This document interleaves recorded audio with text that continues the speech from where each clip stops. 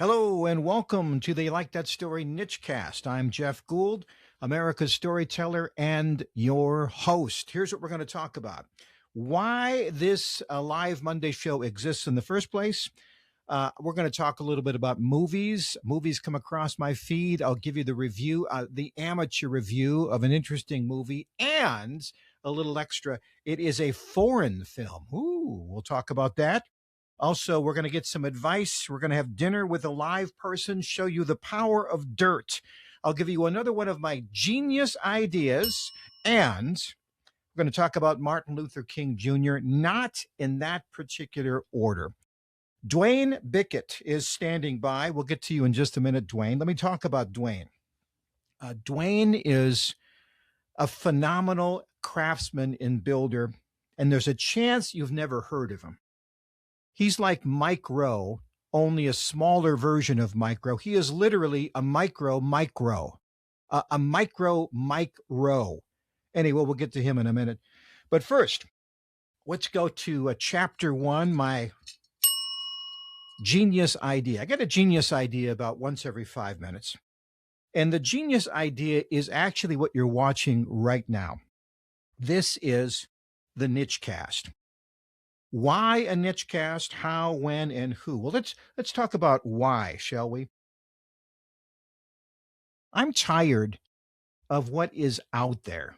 It seems that we put things in boxes, and if you're going to partake in any sort of content, it's either going to be in the political box, where there's a lot of yelling and there's not really much thinking, just two sides yelling at each other. There's the sports box, which is kind of trivial from my mind.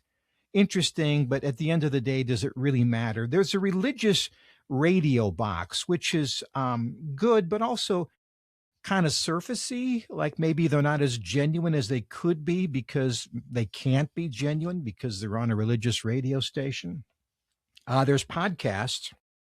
Everybody has a podcast. Okay. Just because you can do a podcast doesn't mean you should. There's just a lot of amateurs doing podcasts. And they're also very demanding. If you listen to a podcast, I mean, you have to listen to the podcast. You really can't do anything else. So unless you're driving to another destination, it's hard to listen to a podcast. So I wanted to do something where I could spend some time with interesting people who have interesting things to say and invite interesting people along for the ride. That's why you're here. How?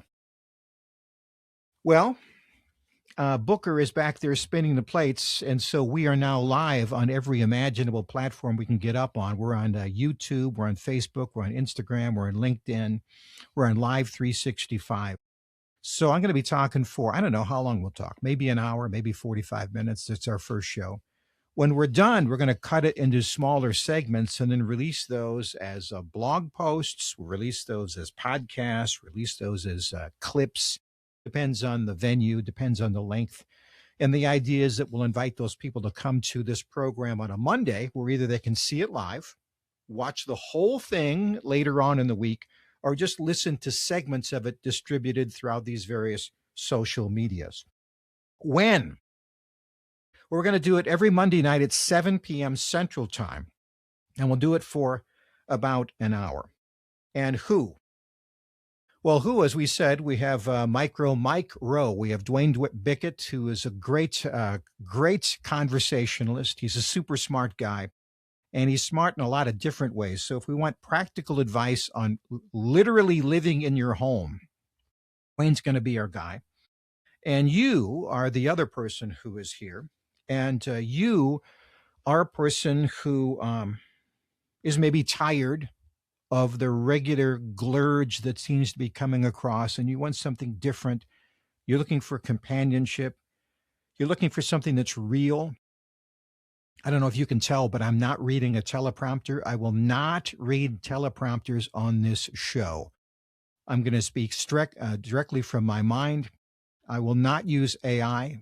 I will not cover up my blemishes so I look even more handsome. I'm handsome enough. I think in the world, There's just like this, I'll call it a bullshitometer, right? Where you just go, this is AI, it's fake, it's fake. And I don't want that for you. I think that makes us anxious. So I'm trying to give you something that's real and that's also company. And now I'll talk about me. And that brings us to chapter 2, the power of dirt. All right. Sometimes when a person takes a platform, we think, wow, this guy's something. And we'll quickly say, well, nobody's perfect. Nobody's perfect. And we all agree that nobody's perfect. What we don't agree is that nobody is even close to perfect. None of us are even close to perfect. I'll just give you one example. I think I have had the hand in purchasing about 25 used cars. I do not like to waste money, so I have carefully researched those cars to make sure they were the very best of the very best. And I was right about 60 to 65% of the time. I've discovered that when I say things, I'm right about 60% of the time. When I jump in on one side of the argument, not right all the time. I have an extremely high failure rate. And so I am calling myself what I believe to be true. I am dirt. Think about that, dirt. We make fun of dirt. Dirt has some important qualities, though, right? Dirt, when you plant seeds in dirt, you can either grow weeds or you can grow crops, you can grow fruits, you can grow a life with good soil. And dirt is who I am. I try to plant seeds, I try to pull weeds, we all do. And we're all on that journey together, and I'm doing the best I can. And do not, please, in your comments, do not be afraid to hold me accountable, but do not be afraid to hold yourself accountable as well. What is that saying? Here's to you as good as you are, and here's to me as bad as I am. But as good as you are, and as bad as I am, I'm as good as you are, as bad as I am. And then one more thing. The reflective power of dirt. Now, I've not been to the moon, but I've seen pictures of it, and everything seems to be this kind of dullish gray rock or gravel. It is certainly not reflective. It's not clean. It's not really attractive in any way. It's a big ball of gray dirt.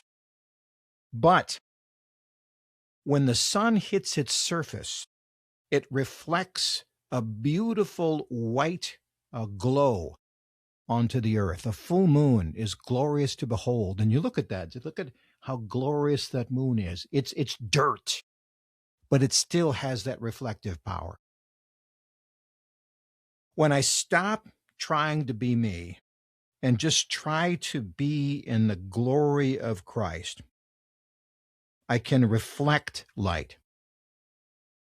And so I do things in the world. What I really should try to do is less of me and more just being and reflecting. And that's just something I want you to think about on the power of dirt. Now, what chapter are we on? Chapter 4? Let's bring him in. First off, Duane, I want to show this to you. Guess what I found in the street? Look at this. Somebody left this in the middle of the streets. I picked it up. It is, now tell the people what this is. This is a magical piece of carpentry amazement. Well, we call it a speed square. Yes. I don't know if that's a technical name, but we call it a speed square. Yeah. So what does a speed square cost? One like that? I just want to see how much money I saved. That's a pretty good one because you can buy them, and it's all due to aluminum. They're all made out of aluminum. I've never seen one that wasn't. The thicker ones obviously are more. They're in the $13, $14 range. You can buy them. Okay. At the discount store for $1.99. And they can be made out of plastic, but you got the. So I'm on the way home. I walked to meet a guy for coffee, and through suffering through the weather, I picked up $15. Is what you're telling me. Now, if you have some time, watch some YouTube videos about how the geniuses use a speed square. And Duane, I'm putting you in that category. Quickly, what can you use a speed square for? Well, day like today, when it's good and icy, it's a great ice scraper, not for windows. If you're working on let's say you're getting ready to put the sill plate on a basement and there's some ice on it, it scrapes great. It scrapes mud, it scrapes dirt. But I think when they invented it, that's not where they started. But when you showed it, I don't know if the whole thing completely showed, but it's basically an aluminum triangle with a whole bunch of numbers. It will show you degree of angle, which comes in very important when you're putting on rafters. If you're going to cut some stairs, where it says hip valley, that's a rafter reference. You can use it to once you lay out your layout for your stud placement, you can move it over 1.5 inches, mark both sides of the line. You can make 45s with it. You can dig in dirt with it when you got to. Well, for leveling up a ladder, it works great for that too. So you're looking at if you look at the average house, look at how many angles there are on it. You put the sheeting on the roof. How'd they get that angle? You look at cutting steps. How'd they get the angle for those stretchers? There's a lot of different angles in it, and you could involve a calculator, but some genius a long time ago invented this. It's full of tricks and tips, and to watch a guy use a speed square, well, it's just like watching an artist. It's like watching Rembrandt with a brush. Hey, by the way, did you like my reference to Micro? Yeah. Micro. I've met Mike Rowe. He is you a pretty have incredible guy. Yeah. Well, I mean, he is super talented, very funny, very interesting, supports the trades. But I'm just going to say this. I think you're a better carpenter than he is. I don't know that he's actually worked in the trades, has he? Not as a living, but if you ever watched his show Dirty Jobs, that's where he really had his claim to fame, because some of the things that he did and some of the places they put him, there was no AI involved. That was him, whether it was laying concrete or doing the sewer evacuation job. He was in there. Yeah. I've seen the ones I've seen that I remember are him involved in sewage. He did a lot of sewage jobs. Yeah. And you can't, and I think that the reason they had good ratings is that when you watch TV, you can watch it, but you can't smell it. If you could smell those episodes, his ratings would have tanked. Okay, but Duane, it all ready? runs Here we downhill. Go. Chapter 4. No, 3. Our next chapter. Duane, dinner with a live person. So they have to be alive, and you can meet them for dinner. You're buying, but they can be anybody. Who are you going to take? My favorite guy right now, just from LinkedIn. I watch a lot of YouTube, because I didn't get this huge shiny head from just reading and looking at knowledge. You got to go to YouTube once in a while. That's how you fix things. But a guy that to me really stands out lately is Shaquille O'Neal. And it's not because he's taller than everybody else in the world. It's not because he can dunk without jumping, which I never possessed that skill or ability. But the amount of humanity that just oozes out of that man, his philanthropy, his benevolence towards people, he very rarely ever turns down, not really an interview, but if somebody wants to talk, he finds time. He will shake an adult's hand. I've never seen on any of the things that I've watched him on, he never shakes a little kid's hand. He always hugs them. And his hands are way, way bigger than a small child's head. But he goes into stores and he talks to people and he finds out that, their washer and dryer just died and maybe her mom's got cancer or something like that. And they go out of there with brand new appliances. And for him, it isn't a significant amount of money for the amount of money in the millions that he makes. But when you see that, and it, to me, and this is just me, I don't interpret that as showy or for show, because a lot of times where you see him, he's interacting with other people, and then a kid comes up or somebody asks him a question or something like that. That to me is the epitome of somebody that you should look at or idolize, because he's What are not you gonna? arrogant. What's your question? You're gonna. I mean, obviously, I agree. I think it would be fascinating to eat with. What are your questions? What are you gonna ask him? I would say, how does he deal with Charles Barkley without strangling him sometimes? And he does a pretty good job of whacking him around too. But and he talks a lot about his mom and his family, and things like that. To me, are way more interesting than watching a documentary or something along that line. Just find out and really find out why he does what he does. I mean, Where are you why? gonna eat? Where are you gonna eat? What's the ambiance? Where's it gonna be? I would say he's probably a steak eater, as am I. If we're going to be in South Dakota, it's going to be really really good South Dakota grass fed beef. Right, right. I would assume that he can eat considerably more than I do. As You know much what as I might say? I might say, Dwayne, is that there's a lot of places that kind of have the can you eat the 72-ounce, whatever it is? Wouldn't it be fun to invite him along? Now, maybe, we don't know. Maybe he's a finicky eater and doesn't eat very much. But I think if a guy like that walks into your steak joint and says, eat the 9-pound steak or it's free, they're quickly trying to take the sign down when they see him walk. yeah, So on yeah, my list, I put Alan Page. I like good Alan choice. Page because I'm a Vikings fan going way back. And Alan Page did something that you don't see very often. He pivoted from sports into something just as important, maybe more important. He's a judge.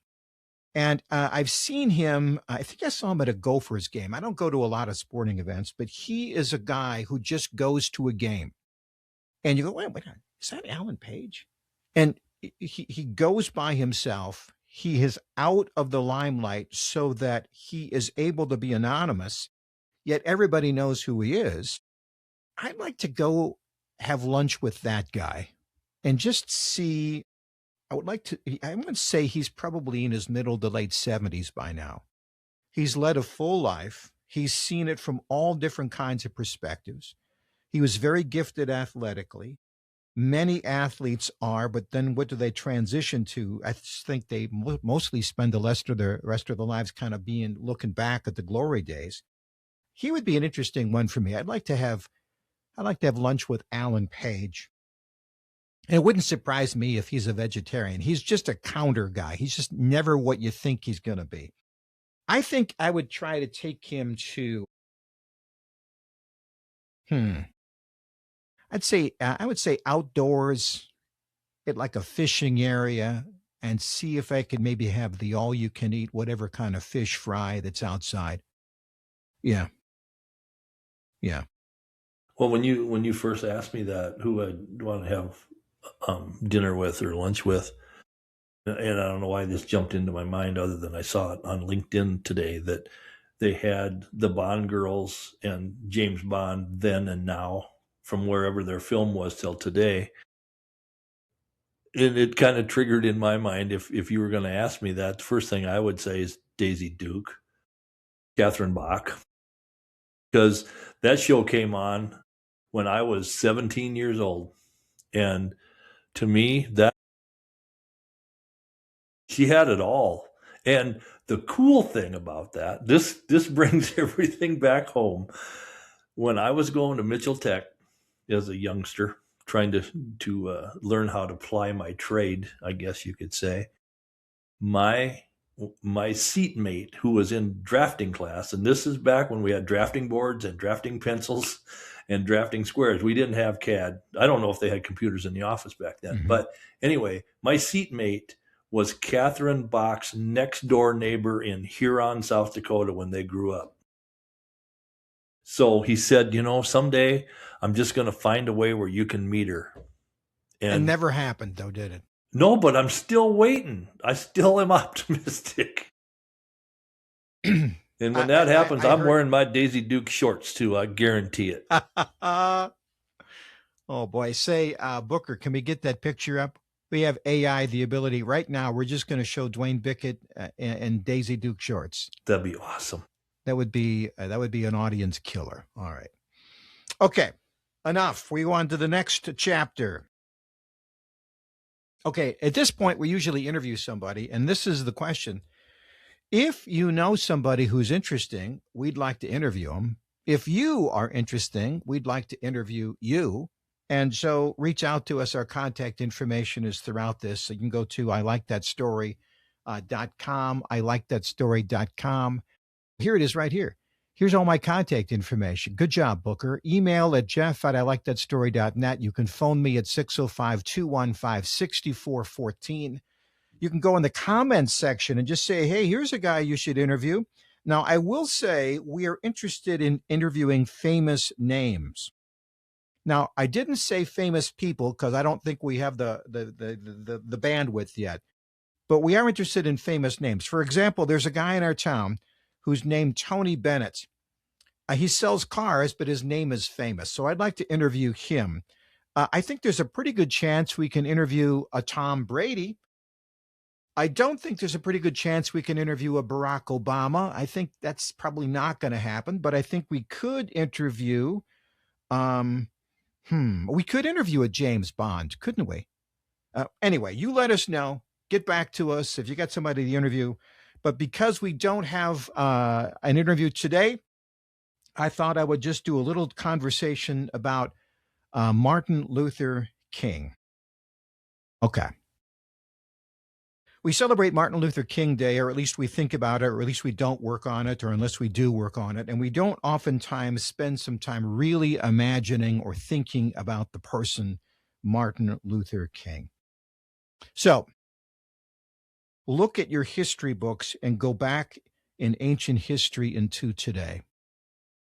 We see 4 different strategies for dealing with people who are different than us.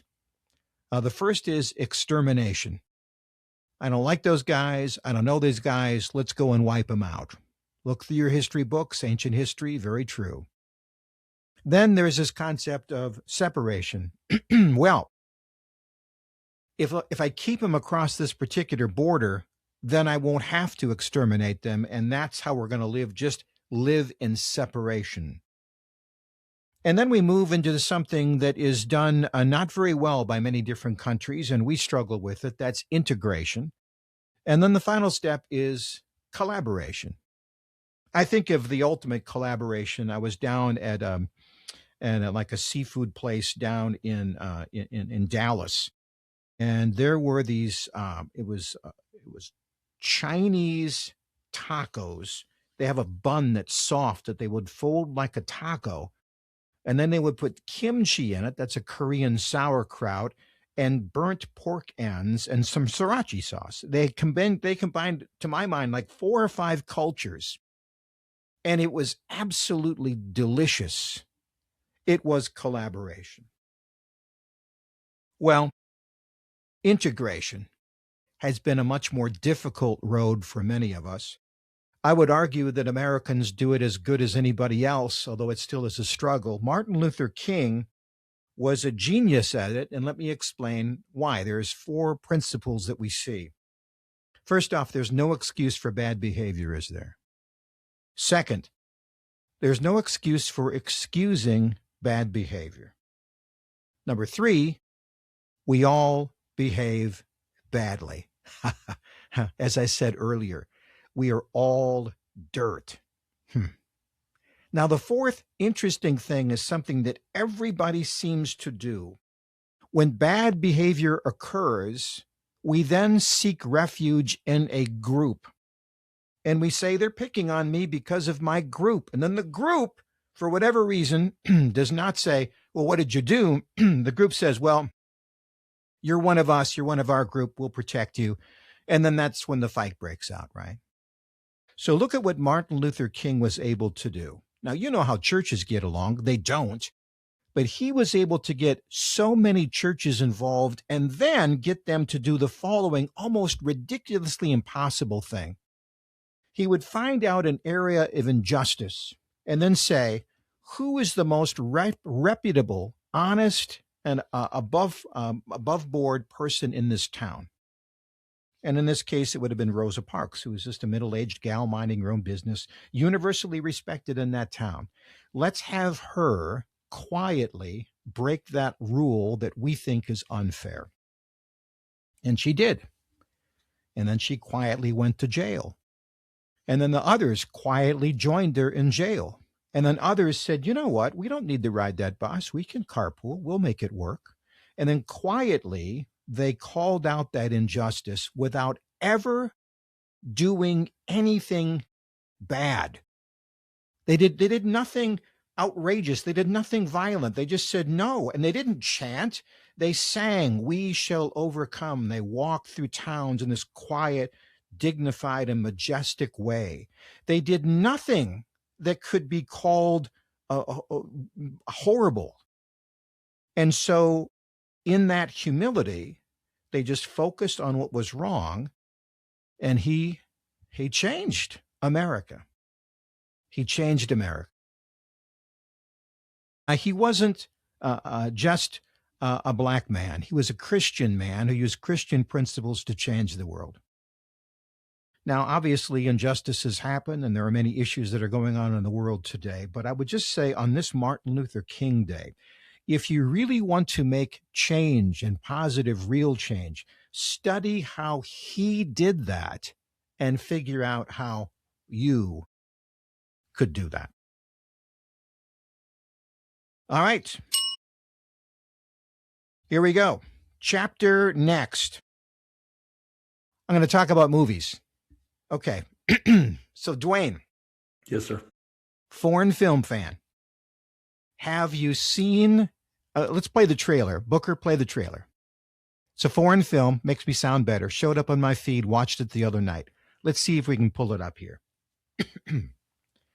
It's called The Tank in German, or Der Tiger, and it's about a tiger tank. By the way, you must get these in your feed, right, Duane? You must see all these history documents, right? Probably. Oh, here we go. Watch this. That's trailer. kind of my thing. Okay, here it is. Watch the clip. Fire! So what's happened to our tiger? Just a little battered and bruised, but she'll soon be ready. And your mission? It is, yeah. On this mission, we have to determine the whereabouts of Colonel von Hardenburg and escort him back. Shit. 5 kilometers to the front line. That is all eyes open.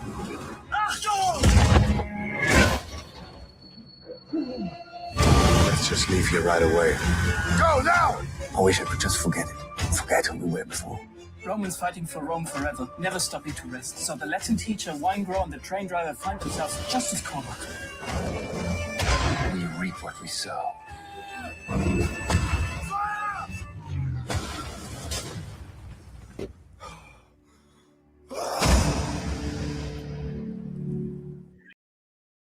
We reap what we sow. Okay, so the premise is this lone tiger tank has to go across parts of Russia and find this abandoned bunker where they can help rescue this German officer. And I think it takes place in like 1943. So already Germany is starting to lose. They're in retreat. And you know, Duane, if you're watching a movie like that, it's just not going to end well, is it? Right? You just get a feeling this is not going to end well. But I will say, it was the tank. The tank was the star of this movie. If you like old machinery, if you like how they would move and operate that thing, there's excellent cinematography, and you see how the mechanics of the tank work. And this scene, it's not going to give anything away. This scene is the whole movie. They're running away from 3 Russian tanks. They would like to confront them, but they would stop their mission. So check this out, Duane. They go underwater with that tiger tank. I checked it. apparently you could. You could seal it up, adjust the turret, lock everything down, put some seals, put some covers over the barrel of the gun, and go underwater. And there was a big stack. You could go completely submerged about 6 feet below the surface. And they do it in the movie. Now, I did some fact checking on it. Like all movies, they stretch the truth a little bit. But can you imagine that? It is the coolest thing I have ever seen in a war movie. Did you know the Tiger tanks could go underwater? Did not know that. Wow. Yeah. Yeah. It's on Amazon Prime. Are you a Prime member? Are you against all script paid services? Well, mostly, but there are things, when you see something you really want to enjoy, you could make a occasional. Yeah, it's a dystopian film. What's the one guy say? We must pay for our actions. And so, okay, obviously these poor German guys are going to pay a huge price for the actions of their government. Doesn't end particularly well. But that tank is astonishing. And I want to watch that movie again just for just how the machinery worked at that time and age. And of course, it's a little bit easier for us to watch because they're fighting Russians and Russian tanks. So it's not like they're fighting American tanks. So it's a little bit easier, right, to watch the movie. But yes, I give it 3 stars. Okay. Now, next chapter, Duane, are you ready for this, my friend? I'm always ready. Peace of your mind. A lot of times, people sit around in cafes and they're waiting for somebody to ask them for advice, which never happens. Yet, as we get older, we have great advice. We have something that could actually solve the world's problems.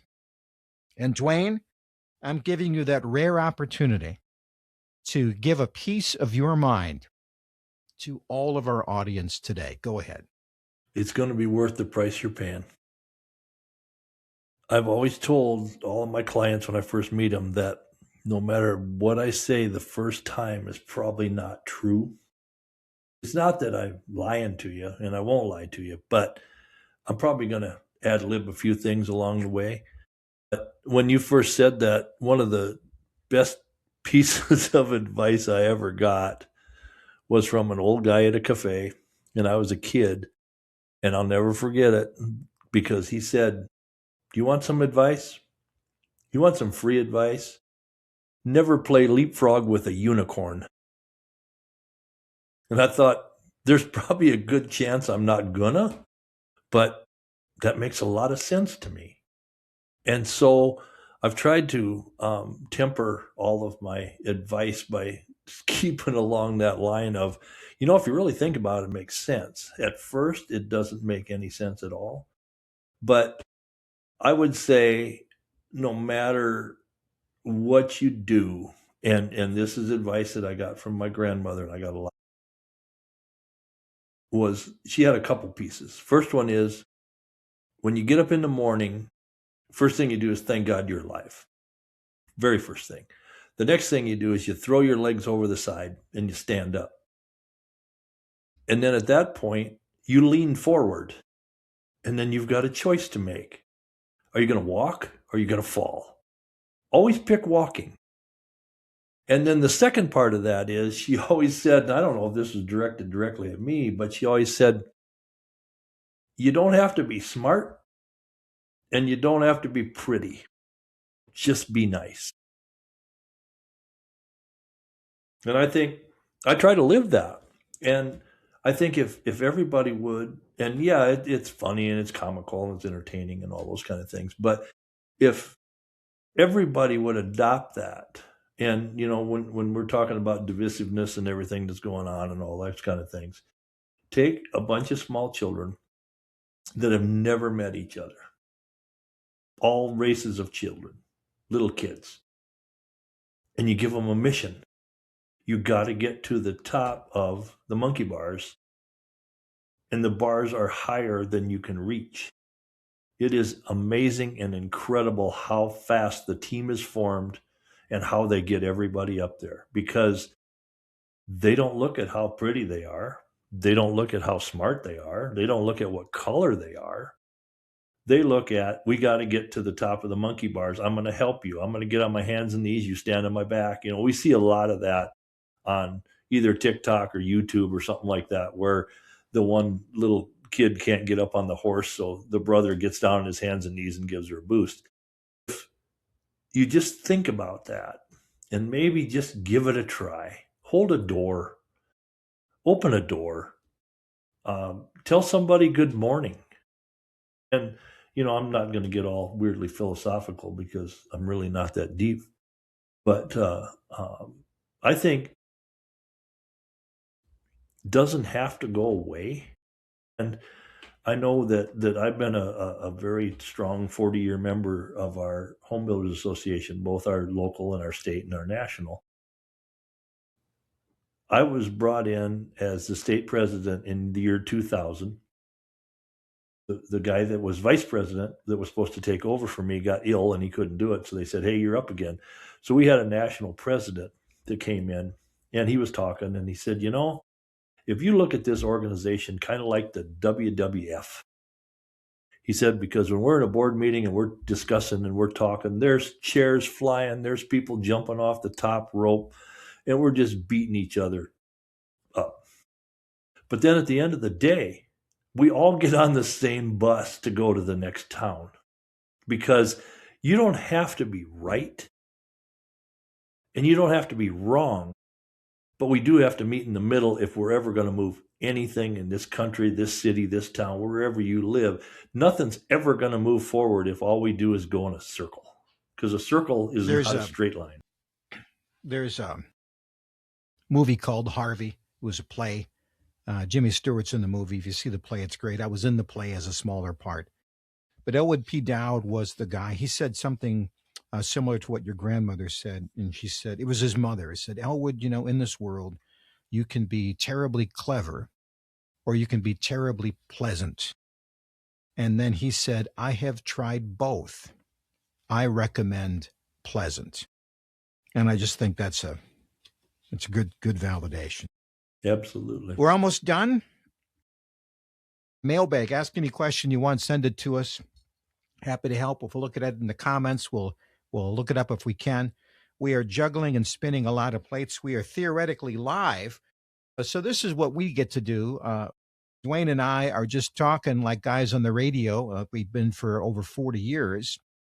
Booker's making it happen. And this is the mailbag or the mailbox. And you can send us anything you want. You can do it snail mail if you care to. The address is on our website, thatstory.com. You can also send comments. You can also, react on social media. You can subscribe. If you just want common conversation and nothing, no big deal going on here, just people enjoying each other's company, then we're inviting you to be a part of that. Okay. So, Duane, this is your chance. You can ask me one question. You can only ask me one question. What is your one question that you want to ask me? Okay, knowing that, and I just knew this, or I just learned this, that you were in a play. So if you look back at that, and you look back at other things, college and kids and because I know that all of your daughters are involved in education. And they said, here's the deal. We're taking away your complete ability for public speaking. What are you going to do now? Okay. Can I act or not? Yeah, we both found that radio is kind of acting, but the only people you're really entertaining is yourself because you kind of got to learn to talk and entertain yourself. But so you can act, but you can't act because that would be public speaking. Yeah. So I would write. Yeah. If all that's taken away. Write. Yeah, I would write because I love stories. And I I'd never written a story before. I'd never written a book. I always thought I'd like to say that I wrote a book. Hang on a sec. Over here in the prop department.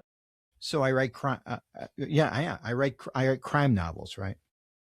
And you've been in radio, and you've been in the building industry. You know some really interesting characters, don't you? And Yeah. And if you were to combine these guys and just describe them, if you were to sit in the corner and that guy walks in, and now you describe that guy, because she's a fascinating person. And then you ask, well, I wonder what would happen if that fascinating person met that fascinating person. And where would they meet? Let's say they meet at the town cafe, and you're over in the next booth. What are they going to say? And you just write as fast as you can, because they're going to get into it. Well, I wrote a series of crime novels that take place in South Dakota, and it was strictly to entertain myself and to bring these characters to life. And my premise was, here's this guy in a small town, and he's not from that small town, and they're not treating him very well because he's not from that small town.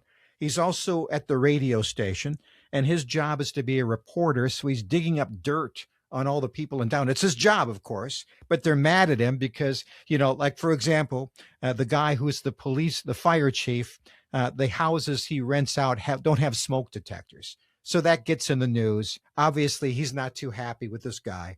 And so people can't wait to get rid of this guy because he's a pain. He's also an alcoholic. Now, it never shows up in his product. He's good at his job, but they just want him out. Well, that's my one character. The other character, a guy I kind of love to hate, are these Bill Lambier guys, these guys in sports who are professional jerks, right? Now, maybe they're not really, but they just pretend to be, but they're just arrogant guys. And I picked a guy, I made him super arrogant. I don't know Bill Lambier from a hole in the wall. I know that he was an enforcer on the court and maybe did some cheap shots. So I made this guy super cheap shots, and I made him very wealthy. Now, if you've ever been to South Dakota, we know this to be true. If you die in the state of South Dakota, you're not going to get an autopsy. It's too expensive. The state isn't going to do it. It'll only happen if the family pays for it out of their own pocket, or if the county coroner says, yes, there's suspicious circumstances. But in every county except 2, that's an elected position that's usually held by the funeral director. Why? Because that guy is not afraid of hauling dead bodies out of sloughs, right? So he doesn't have any forensic training. And it's for anybody who dies in South Dakota, not just South Dakotans.